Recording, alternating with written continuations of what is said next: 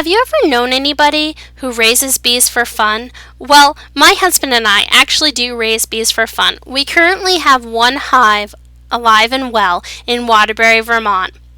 We hope to be able to finally get some honey off of this hive in the spring of next year. We've only been raising bees for about 2 years, but it's always been something that my husband and I have wanted to do. We were lucky enough to inherit or be given some bee equipment from a friend of my husband's. So we were able to start raising bees with only having to make a small purchase and not having to buy all the equipment needed. We only had to buy the bees to start. So we started off with 2 nucleuses of bees. Unfortunately, we ran into a couple of problems that were unexpected.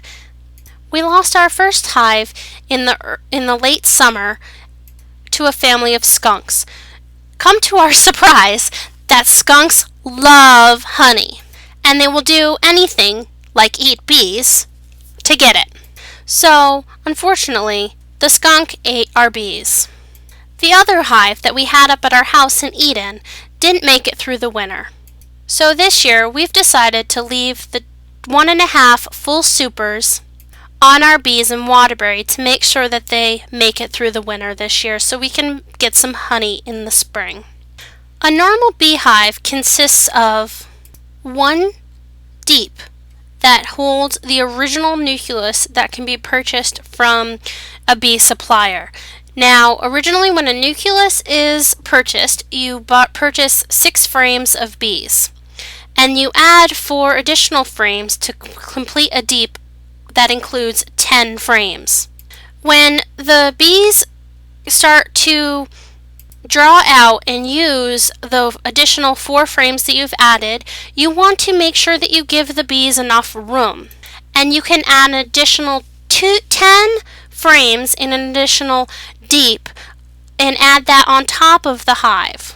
Once the bees have started to use all 10 frames, and they've filled them with honey and larvae, what you want to do is you want to add a little bit more room, and what you do is you add a super. And the super is what you can pull off for honey, so it's kind of like extra honey. Usually in the first year they don't actually produce enough in their super that you don't want to take it away from them in the first year. You want to make sure that there's enough honey for them to survive the winter. Raising bees takes a lot of effort just to get started. I do suggest that you do a lot of reading and researching before you decide to purchase and start your bees. Once you have decided that you're going to start your bees, make sure that you have everything ordered in advance so you can have the stuff when you need it. Because if you start ordering things when you need it, other people need things at the same time, and more than likely, the stuff will be back ordered. I wish ourselves continued success with our raising bee adventure, and I wish anyone else additional luck if they decide to embark on the adventure of raising bees.